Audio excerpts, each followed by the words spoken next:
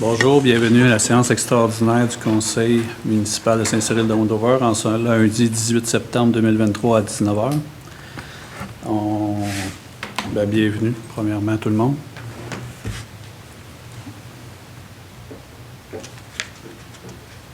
Vous avez tous pris connaissance de l'ordre du jour. Oui. Okay. Donc, le point 1, mot de bienvenue, encore bienvenue à tout le monde. Le quorum est constaté.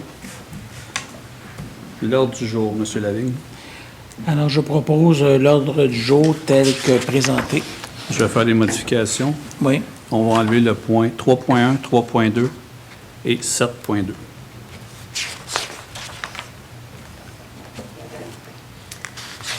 Je le secondé. Merci. Alors, je propose l'ordre du jour modifié. Madame Gentès. Donc, 3.1, détermination de la date d'élection.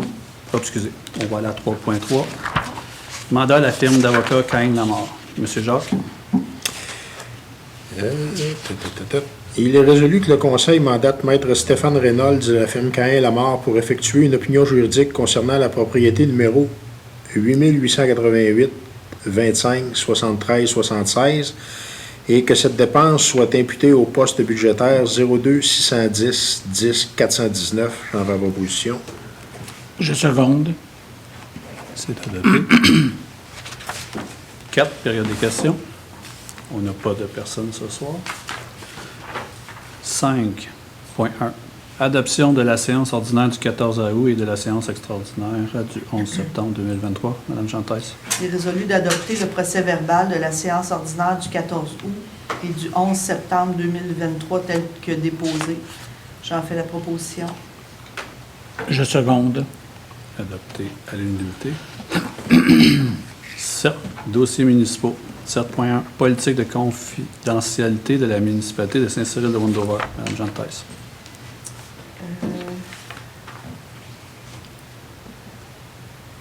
Oui, c'est ça. Tout, Oui, c'est tout je ça. dois toutes lire? OK. Oui.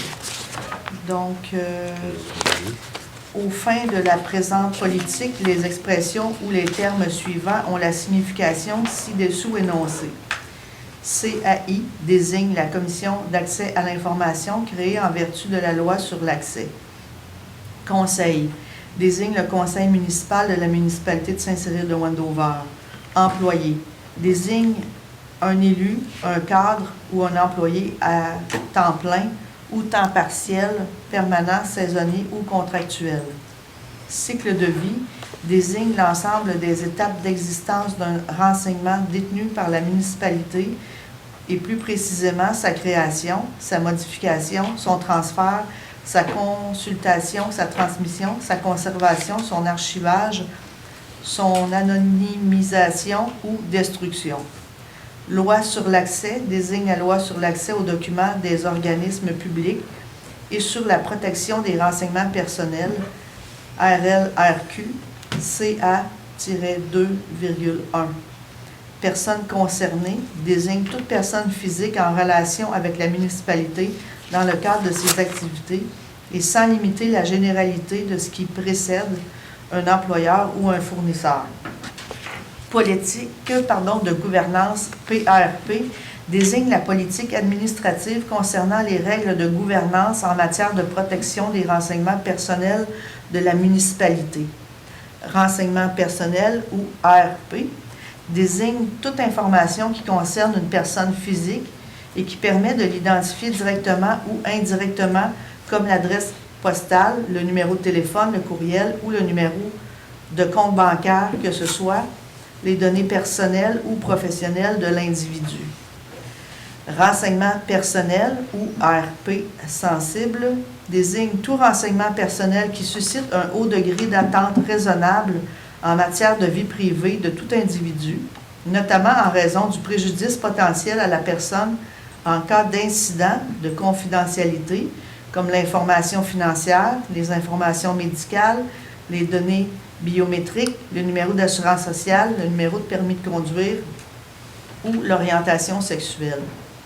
Responsable de l'accès aux documents ou RAD désigne la personne qui, conformément à la loi sur l'accès, exerce cette fonction, répond aux demandes d'accès aux documents de la municipalité. Responsable de la protection des renseignements personnels ou RPRP désigne la personne qui, conformément à la loi sur l'accès, exerce cette fonction, veille à la protection des renseignements personnels détenus par la municipalité. Est-ce que je lis les objectifs? Oui. La politique de confidentialité vise les objectifs suivants. Énoncer les orientations et les principes directeurs destinés à assurer efficacement la confidentialité de tout RP recueilli par tout moyen technologique. Protéger la confidentialité de tout RP recueilli par la municipalité tout au long de son cycle de vie. Indiquer les moyens technologiques utilisés pour recueillir tout RP, les fins pour lesquelles celui-ci est accueilli et son traitement au sein de la municipalité. Assurer la confiance du public en la municipalité, faire preuve de transparence concernant le traitement des RP et les mesures de PRP, appliquées par la municipalité et leur donner accès lorsque requis. Donc, au chapitre 2, collecte de renseignements personnels et consentement, la confidentialité, la municipalité conserve de façon confidentielle tout RP recueilli et le rend accessible uniquement aux employés qui en ont besoin dans l'exercice de leur fonction. 3.2. La municipalité précise sa pratique de confidentialité lors de l'obtention de tout consentement de la personne concernée à la collecte de tout RP.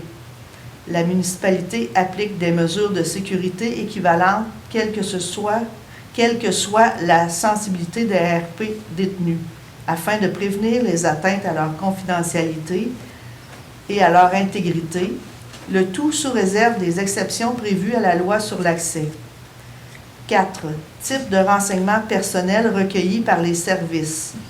La municipalité détermine sur une base régulière et au moins chaque année le type de RP recueilli, les fins pour lesquelles ceux-ci le sont, la catégorie des employés de la municipalité ayant accès à ces RP et les moyens par lesquels ces derniers sont recueillis et les collige conformément au tableau présent en annexe 1 de la présente politique. 5. Consentement à la collecte de renseignements personnels. 5.1. La municipalité ne procède pas à la collecte et à la conservation de tout RP sans le consentement de la personne concernée, sous réserve des exceptions prévues à la loi sur l'accès. 5.2. Est entendu que le consentement est donné à des fins spécifiques, pour une durée nécessaire à la réalisation des fins auxquelles il est demandé et doit être A. Manifeste, ce qui signifie qu'il est évident et certain. B. Libre, ce qui signifie qu'il doit être exempt de contraintes. Et D. Éclairé, ce qui signifie qu'il est pris en toute connaissance de cause. 5.3. Sauf dans des circonstances permises par la loi sur l'accès, la municipalité ne transmet pas à un tiers un ARP concernant une personne concernée sans le consentement spécifique de cette personne à tel transfert. 5.4. Sous réserve des obligations de toute loi ou règlement, une personne concernée peut refuser de consentir à la collecte de renseignements personnels et recevoir tout de même des services de la part de la municipalité. 5.5. Afin de manifester son refus à la collecte, l'utilisation et la détention de RP concernant, la personne concernée doit, à la suite de l'écoute d'un message téléphonique indiquant l'enregistrement de sa conversation, en s'adressant à l'employé de la municipalité répondant à l'appel, en lui signifiant son refus au dit enregistrement et à la collecte, l'utilisation et la détention de renseignements personnels divulgués lors de la dite conversation. À la suite de la réception d'un formulaire de la part de la municipalité ou tout autre document intégrant une demande visant à obtenir son consentement à la collecte de renseignements personnels, en signifiant son refus et en ne signant pas le formulaire et en avisant l'employé de la municipalité lui ayant fait parvenir le dit formulaire. Lors de toute démarche faite directement sur le site Internet de la municipalité afin de bénéficier de tout service prodigué par la municipalité en suivant les indications à l'endroit prévu aux fins de signifier son refus. 5.6. Une personne concernée peut se voir refuser l'accès à différents services de la municipalité lorsqu'elle ne donne pas son consentement à la collecte et la détention de tout ARP. 5.7. Malgré ce qui précède, une personne concernée se verra refuser l'accès à tout service de la municipalité dans les circonstances suivantes. Le refus par un candidat employé à la collecte de tout ARP aux fins d'évaluer sa candidature pour tout emploi offert par la municipalité.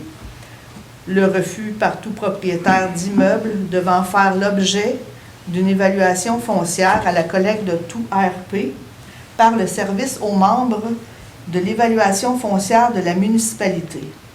5.8. Le consentement à la collecte de tout ARP au moyen d'un enregistrement vocal ou visuel comporte le droit pour la municipalité de procéder à la reproduction ou à la diffusion de tout tel enregistrement si cela est justifié en fonction des fins pour lesquelles il a été recueilli. Chaque reproduction étant aux mêmes règles pour la protection des renseignements personnels. Chapitre 3. Droit d'accès et de rectification. Droit d'accès en 6.1. Toute personne a le droit d'être informée de l'existence de tout ARP la concernant et conservé dans un fichier de ARP sous réserve des exceptions prévues à la loi sur l'accès. 6.2. Sauf exception prévue à la loi sur l'accès, toute personne concernée a le droit de recevoir l'information relative à tout ARP détenu par la municipalité la concernant. 6.3. La municipalité donne accès à l'information relativement à tout ARP de la personne concernée, à celle-ci, en lui permettant d'en prendre connaissance à distance ou dans les bureaux de la municipalité pendant les heures d'ouverture habituelles, soit de 8h à midi et de 13h à 16h30 du lundi au jeudi et de 8h à midi le vendredi et d'en obtenir une copie.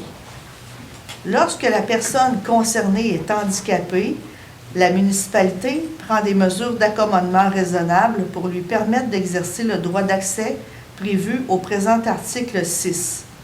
À cette fin, la municipalité tient compte de la politique établie en vertu de l'article 26.5 de la loi, assurant l'exercice des droits des personnes handicapées en vue de leur intégration scolaire, professionnelle et sociale. Donc, c'est le RLRQ C.E-20.1. 6.5. L'accès d'une personne concernée à tout ARP la concernant est gratuit. Toutefois, des frais n'excédant pas le coût de la transcription, de la reproduction et de la transmission du ARP peuvent être exigés de cette personne.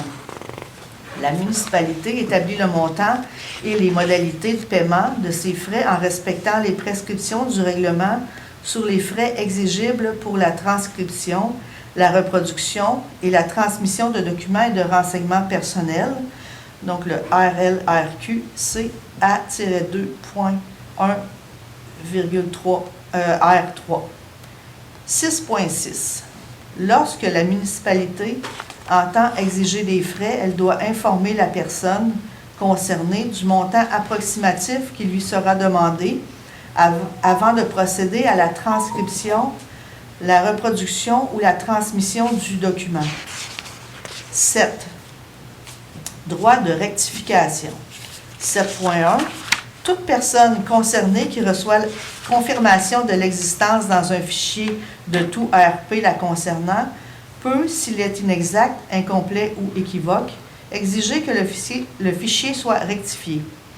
Il en est de même si sa collecte, sa communication ou sa conversation n'est pas autorisée par la loi sur l'accès. 7.2. Lorsque la municipalité refuse en tout ou en partie d'accéder à une demande de rectification d'un fichier, la personne concernée peut exiger que cette demande soit enregistrée. 7.3. La municipalité, lorsqu'elle accède à une demande de rectification d'un fichier contenant tout ARP, délivre sans frais à la personne concernée requérante une copie de tout ARP modifié ou ajouté, ou selon le cas, une attestation du retrait de celui-ci. En 8, procédure d'accès ou de rectification. 8.1, une demande de communication ou de rectification ne peut être considérée uniquement que si elle est faite par écrit par une personne physique justifiant son identité à titre de personne concernée ou à titre de représentant d'hésité ou de successible ou à titre de liquidateur de la succession ou de bénéficiaire d'assurance vie ou d'indemnité de décès de cette dernière ou de titulaire de l'autorité parentale, même si l'enfant mineur est décédé. 8.2. Telle demande est adressée au ARP de la municipalité. 8.3. Le ARP avise par écrit le requérant de la date de la réception de sa demande. 8.4. Cet avis de réception indique les délais pour donner suite à la demande et l'effet que la loi sur l'accès attache aux défauts par le responsable de les respecter. Le dit avis informe également le requérant du recours en révision prévu par la section 3 du chapitre 4 de la loi sur l'accès. 8.5. Le responsable donne suite à une demande de communication ou de rectification avec diligence, ou plus tard dans les 20 jours suivant la date de sa réception. 8.6. Si le traitement de la demande dans le délai prévu à la présente politique paraît impossible à respecter, sans nuire au déroulement normal des activités de la municipalité, le ARP peut, avant l'expiration de ce délai, le prolonger d'une période n'excédant pas 10 jours et d'en informer et d'en donner avis au requérant par tout moyen de communication permettant de joindre la personne concernée. 8.7. Le ARP doit motiver tout refus d'accéder à une demande et indiquer la disposition de la loi sur l'accès sur laquelle ce refus s'appuie. 8.8. Le ARP rend sa décision par écrit et transmet une copie au requérant. Elle s'accompagne du texte de la disposition sur laquelle le refus s'appuie, le cas échéant, et d'un avis l'informant du recours en révision à la CAI prévu par la section 3 du chapitre 4 de la loi sur l'accès et le délai dans lequel il peut être exercé. 8.9. Le ARP veille à ce que le renseignement faisant l'objet de la demande soit conservé, le temps requis pour permettre au requérant d'épuiser les recours prévus à la loi sur l'accès. 9. Conservation et protection des renseignements personnels. 9.1. La municipalité héberge et traite elle-même au Québec tout ARP collecté. 9.2. Lorsque la municipalité, dans certaines circonstances, confie la collecte, la détention ou le traitement de tout ARP par un fournisseur de services au Québec ou à l'extérieur du Québec, elle prend les meilleures mesures possibles afin de s'assurer que les droits des personnes concernées prévus à la présente politique soient respectés par ce fournisseur. Les lois des juridictions hors Québec pourront affecter les droits des personnes concernées. 10. Transfert des renseignements personnels à l'externe de la municipalité. 10.1. Sauf une autorisation prévue à la loi sur l'accès ou un consentement spécifique obtenu à cet effet de la personne concernée, la municipalité ne procède à aucun transfert de tout ARP en faveur d'un tiers à l'externe de la municipalité. 10.2. Lorsque tout ARP est transféré à un tiers par l'entremise d'un moyen technologique, la politique de confidentialité à un organisme tiers, le cas échéant, s'appliquera à ces ARP désormais. 11. Le droit d'accès à un document de la municipalité. 11.1. La loi sur l'accès s'applique à tout document détenu par la municipalité, que ce soit la municipalité qui assure leur conservation ou encore un tiers. 11.2. La loi s'applique également à tout document, quelle qu'en est la forme, écrite, graphique, sonore, visuel, informatisé ou autre. 11.3. Toute personne qui en fait la demande par écrit a le droit d'accéder aux documents de la municipalité, sauf exception prévue par les dispositions de la loi sur l'accès. Le droit d'accès ne porte que sur les documents dont la communication ne requiert ni calcul, ni comparaison de renseignements ou de confection particulière. 11.4. La demande d'accès à un document doit, pour être recevable, être suffisamment précise pour permettre de le trouver. 11.5. Le RAD doit donner suite à une demande d'accès au plus tard dans les 20 jours qui suivent la date de sa réception, si le traitement de la demande dans un délai prévu lui paraît impossible, sans nuire au déroulement normal des activités de la municipalité. Le responsable de l'accès à l'information peut prolonger le délai d'un maximum de 10 jours. Il doit alors aviser le requérant par tout moyen de communication permettant de joindre la personne concernée à l'intérieur des 20 premiers jours suivant la réception de la demande d'accès. 11.6. La personne requérante peut obtenir copie du document par tout moyen de communication permettant de la joindre, à moins que sa reproduction ne nuise à sa conversation ou ne soulève des difficultés pratiques sérieuses en raison de sa forme. Le droit d'accès à un document peut aussi s'exercer par consultation sur place pendant les heures habituelles de travail de la municipalité ou à distance. 11.7. Le droit d'accès est gratuit. Toutefois, des frais n'excédant pas le coût de la transcription, de sa reproduction ou de sa transmission peuvent être exigés de la personne requérante conformément au règlement sur les frais exigibles pour la transcription, la reproduction et la transmission de documents et de renseignements personnels, donc le RLRQC.A-2,R3. 11.8. Si la personne requérante est handicapée, à sa demande, la municipalité prend des mesures d'accommodement raisonnables pour lui permettre d'exercer le droit d'accès prévu au présent article 8. À cette fin, la municipalité tient compte de la politique établie en vertu de l'article 26.5 de la loi assurant l'exercice des droits des personnes handicapées en vue de leur intégration scolaire, professionnelle et sociale. Donc, le RLRQ, C.E-20.1. 11.9.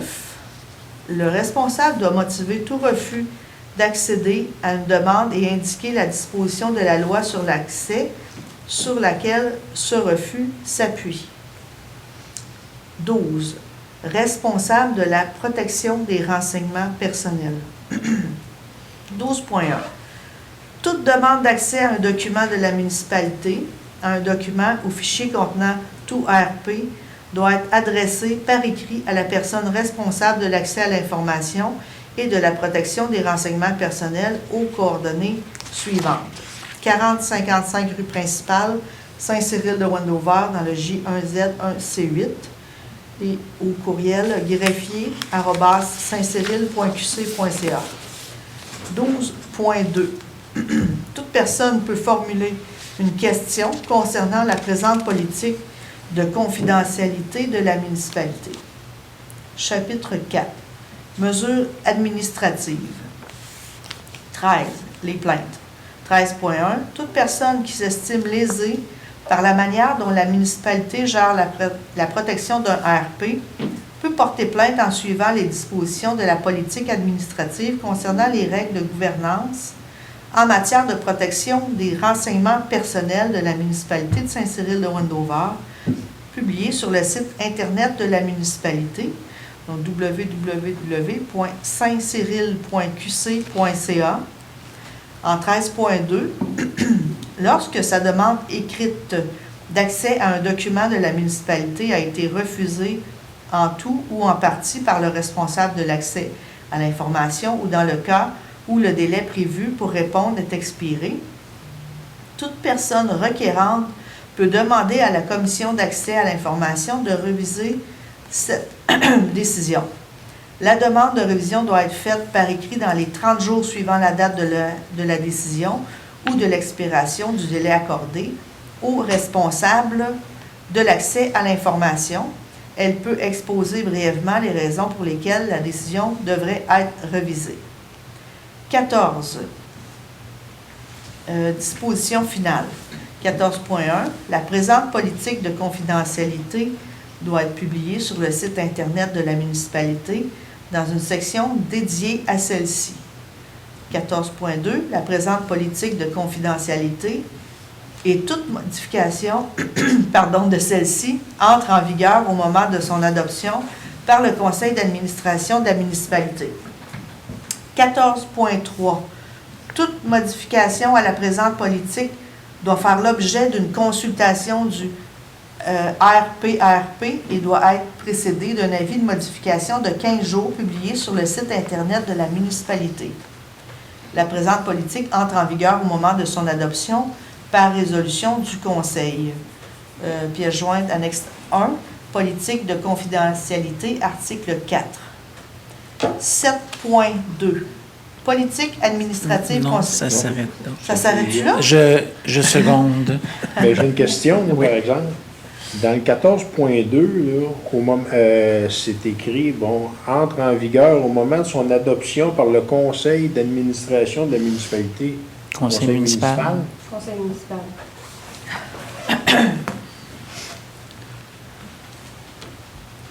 Il manquait des accents aigus à municipalité à différents endroits. J'ai vu, oui. T'inquiète pas, tout pas le corriger, j'ai tout corrigé au fur et à Oui, mesure. OK. Oui. Merci beaucoup, Mme Gentès. Ça fait plaisir. Je seconde, merci. 7.3, autorisation signature entente cadet SQ 2024. Mme Gentès. Il est résolu d'autoriser la directrice générale, Mme Louise Sisla, ou le maire suppléant, M. Éric Aymon, à signer l'entente de service, de demander les heures bonifiées pour la période du 19 août au 9 septembre 2023 Je seconde. au coût horaire de 28 $ par cadet Oui. pour 2 cadets en 2024. Oui. Super. 7.4, adopté. Ville de Drummondville, entente pour le transport adapté, transport diligence. Mme Gentès. Il est résolu de confirmer l'accord de la municipalité de Saint-Cyril-de-Wendover à ce que la MRC de Drummond déclare sa compétence pour la mise en place, l'entretien et l'exploitation d'un réseau de transport collectif sur le territoire de la MRC de Drummond, que le Conseil autorise la directrice générale, Mme Louise Sisla, à libérer un chèque au montant de 20 040 $ pour les frais de transport adaptés et que la dépense nette soit imputée au poste budgétaire 02-370-00-970 pour l'année 2024. J'en fais la proposition. Je seconde. Adopté à l'unanimité. 11, travaux publics. 11.1, pavage des rues 2023, octroi de contrat, travaux, dépassement de coûts. M. Jacques. Il est résolu d'autoriser la directrice générale, Mme Louise Sisla, à libeller un chèque au montant de 13 306,79 $, taxes incluses, à la firme Smith Asphalt Inc. pour payer l'excédent de la facture portant le numéro 13860, daté du 11 août 2023 pour des travaux de pavage, et que la dépense nette soit imputée au poste budgétaire 02-320-00-625. J'en fais proposition. Je seconde. Adopté à l'unanimité. 15, loisirs et commandites. 15.1, abrogation de la résolution numéro 6592.06.23. Mme Gentès. Il est résolu que le conseil municipal abroge la résolution numéro 6592.06.23. J'en fais la proposition. Je seconde. Adopté à l'unanimité. 15.2, Cégep de Drummondville, bourse étudiante 2023. Mme Gentès. Il est résolu que le conseil autorise la directrice générale, Mme Louise Sisla, à verser au Cégep de Drummondville la somme de 700 $ pour 2 bourses à être attribuées dans le cadre de l'édition 2023 du programme de bourse étudiante et d'informer les responsables du programme que la municipalité souhaite que les bourses soit remise à 2 étudiants provenant de Saint-Cyril de Wendover. J'en fais la proposition. Je seconde. Adopté à l'unanimité. 15.3. Ville de Drummondville, entente intermunicipale relative aux loisirs et à la culture. Madame Jean-Tess. Il est résolu d'accepter la nouvelle entente relative aux loisirs et à la culture avec la Ville de Drummondville pour les années 2024 à 2027 avec une indexation de 2,5 % par année pour les années 2025, 2026 et 2027. Et de mandater la directrice générale et greffière trésorière, Mme Louise Sisla, et le maire suppléant, M. Éric Aymon, à signer au nom de la municipalité de Saint-Cyril-de-Wendover l'entente intermunicipale relative aux loisirs et à la culture et à intervenir avec la Ville de Drummondville pour la durée de l'entente, soit du 1er janvier 2024 au 31 décembre 2027. J'en fais la proposition. Je seconde. Adopté à l'unanimité. 15.4. Politique de soutien aux jeunes sportifs amateurs. Madame Jean-Tess. Il est résolu que le conseil municipal entérine la politique de soutien aux jeunes sportifs amateurs de la municipalité de Saint-Cyril-de-Wendover. J'en fais la proposition. Je seconde. Adopté à l'unanimité. 16.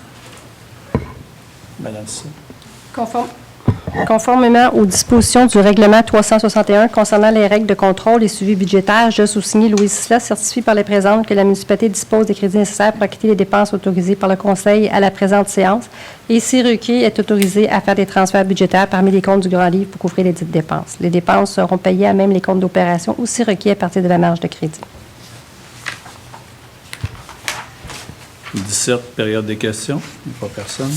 18. Levée de l'Assemblée. Monsieur Lavigne. Je propose. Levé à 19h36.